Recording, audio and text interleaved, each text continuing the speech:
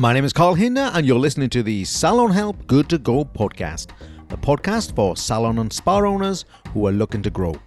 The only thing stopping you is you. Episode 28, Sales Tax. So what do I mean by sales tax? Well, in the UK, I'm talking about value-added tax, and that's true around some of the European countries.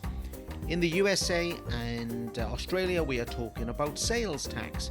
Now, every state has different rules and regulations. However, I'm not really going to be talking to you about the tax itself.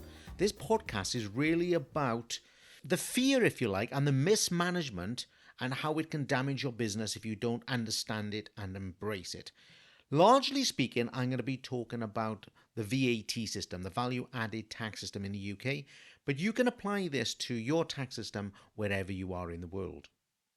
The fear of registering for VAT or a sales tax can destroy your business, and it totally destroys your ambitions, your business ambitions. And if you do register and you mismanage VAT, then it becomes a very heavy financial and, more importantly, emotional penalty, emotional burden for you. So why are salon owners so negative about VAT? Well, mainly it's because of their beliefs. And they often believe that they are giving 20% of their sales to the taxman. I get the emotion, by the way, guys. What I'm saying is it's a limiting belief, and we've got to work on this. So this is usually compounded by another belief, and that belief is that their clients won't pay any more. So first of all, we think if we register for VAT, we're going to give 20% of our sales to the taxman. And in other countries, it's different levels. And at the same time, we think that if we wanted to put our prices up, then our clients are going to stop us from doing that as well. So it's like a double penalty. You get that stuck in your mind, you're really going to struggle with all sorts of sales tax. So if we stop there and accept that both those things are too much of a barrier to actually register for a sales tax or for VAT, then in a way, a salon owner is going to be financially limited forever. Let me give you an example. So in the UK, we currently have VAT, and the threshold for registering is £85,000. Now, of course, we have inflation. It's a big topic for us currently, which means that the amount of money that you eventually end up with for yourself gets smaller and smaller each year. So 85,000 last year, let's say you took that much, right up to the last penny. And now we got inflation at around 10%, maybe a little bit more. That's now only worth £76,500.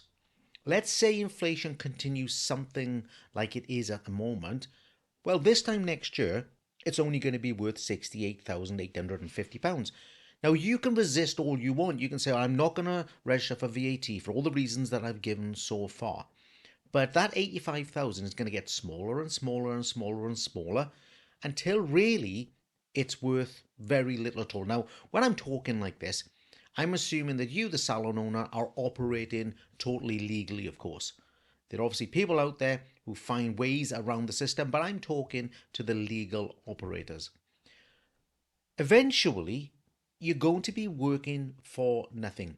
So you're kind of obligated in a way to register for VAT, take off the shackles, move forward, and have unlimited ambition, unlimited potential, I should say, on your income. This is also exactly the same if you're a self-employed rent-a-chair worker, renting a room kind of business as well. You can go up to 85,000. You might think you want to stay under it, maybe because it's only you on your own. But at the end of the day, 85,000 is getting smaller and smaller and smaller, and it's diminishing so rapidly that your income isn't going to be worth very much at this rate. Of course, I understand the reality of people's lives. So unless you want to be incredibly small, not registering is pretty much a poor idea. Now, of course, you are going to be judging all of this on your overall lifestyle. And maybe you've got another source of income. Maybe you've, I don't know, inherited some money, or maybe you've got a partner who ensures that you have the living standards that you actually want at the moment. And in that situation, I can see that not registering would be a viable option for you. I kind of get that. So let's get back to the reality of managing value added tax. First of all, VAT didn't happen to you today. I hear so many people saying, I only just found out that I had to pay VAT, or my accountant has just called me, or next week I go over the threshold. That didn't happen to you today. It happened to you several months ago. So if you're one of these businesses that's already doing, that 15, 16, 1700 pounds a week, you already know that you're heading towards VAT registration. You can probably work that out maybe 6 months out. If you got a money block, now if you think, oh my word, I'm heading that way, you're now going to start to try not to make money. It's a really difficult thing for a business coach, certainly a sales strategy coach, to say, I know I'm heading towards a threshold, so I'm now going to stop making money. Imagine being an entrepreneur who's trying not to make money. True business people would think that was a crazy situation. They think they're crazy listening to me right now. But I've even heard accountants telling salon owners, listen, why don't you take a few weeks off? Yeah, stop trading for a few weeks so you stay under the level. To me, that is insanity. But it's all about the money block. It's all about how we believe in it. It's that money belief again. Let's get back to that 16, 1700 quid every week. You're watching it, it's building up every single week, and you know that VAT is coming. This is what you should be doing. Yes, I'm going to give you some advice, as well as chastising you for not tackling VAT in the right way. Let's give you some advice as well. A month or two before you have to officially register, go and put your prices up by 20% before you register. If you don't, I promise you, if you don't put your prices up by 20%, you are always going to be broke. You will always, financially and emotionally, regret it. Honestly, if you don't put your price up by 20% and you try and carry it, then that is a loss to your business. You're never going to recover from that. You're going to regret it for a very long time. Then every 3 months when you've got to pay the VAT bill, okay, when you've collected the tax, you're going to start saying things to yourself like, God, if only I didn't have to pay this, my business would be so much better. But you got to move your mindset. When you put your prices up, you aren't paying tax any longer. You're collecting tax. It's not your money. And it never was your money. But that's only true if you put your prices up. If you don't put your prices up, this isn't going to work out for you. There's no way around it. You can't carry a 20% loss, especially as we know that more salons in the UK have already got incorrect prices. We already know more salons in the UK and overseas, to be fair, 70-80% are running at break even or a loss. Well, you can't now take a 20% hit. It's not good for you emotionally, it's not good for you financially. So let's get that 20% in place. Honestly, there is no way of transforming you through or transitioning you through VAT without a price increase. You can't even really phase it in unless you're phasing it in very quickly. I've heard people saying, well, I'm going to put my prices up by 5% and then in 6 months' time, another 5%. Honestly, you will be broke before you actually get to the 20%. And you're going to take that pain every single day, every single week. As I was saying, put your prices up, all right? Put your prices up by 20% a couple of months before you register. I'm assuming you're not registered. If you're already registered and you're struggling, you've got to go and put them up by 20% today. That's what you've got to do. We've got to get out of this problem and then you've got to follow this format. You put them up by 20%. And then I want you every Saturday night after you close, or whatever night you close, I want you to take 20% of the sales and put them into a separate account. Even if you are registering at the 12 or 13%, the flat rate or the introductory rate, put 20% aside because you are still going to have more bills to pay. You still got to pay your accountant even more money. Put the 20% straight aside.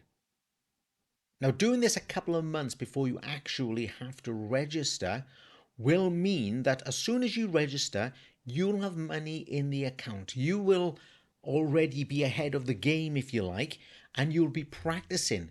You'll be practicing great accountancy. You're going to be low on stress. You're not going to be worried about VAT. You're not going to see it as a negative thing in your business. You're going to be able to grow through it almost immediately. Okay. So you still have the clients to consider. But what you have to understand is that VAT is everywhere. Sales tax is on everything and it is everywhere. These guys are used to it. I know you're thinking, well, that's not going to help me, Carl, because my competitors will have a pricing advantage or I'll have a disadvantage. But you can manage that as well. When you go to this new pricing because of VAT, make sure that you communicate it clearly with your clients. Make sure you tell them, look, this was the government's fault. I want to run a good and legitimate business. I want my team, my staff, my family to all financially benefit. I want to invest in my property. I want to invest in you.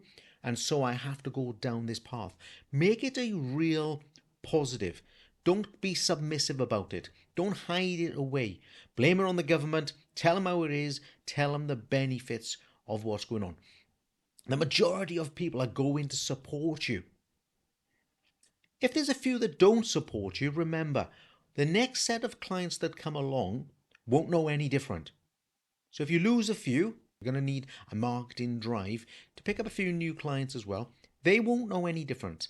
That's all they'll know is that you deliver a great service at a great price and it'll become a memory. It's you who've got the problem with VAT, not the client. Hey, so let's wrap this up.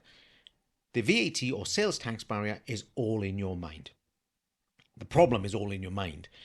Take control of it. Don't let it keep you small. Don't let it keep you afraid.